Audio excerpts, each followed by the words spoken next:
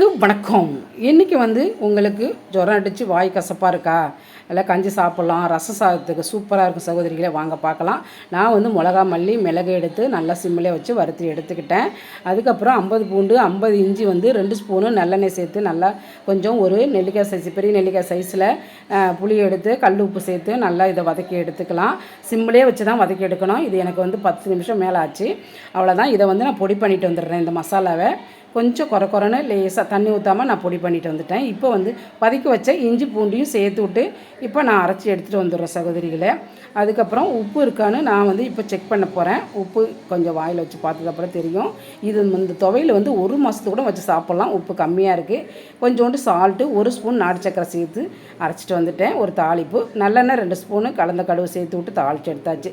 சகோதரி நீங்கள் ஒரு 6 வச்சு பாட்டிலில் ஸ்டோர் பண்ணி வச்சுக்கிட்டிங்கன்னா 1 மாதத்துக்கு சாப்பிட்லாம் வச்சு. சகோதரி சப்போர்ட் பண்ணுங்கள், சப்ஸ்கிரைப் பண்ணுங்கள்.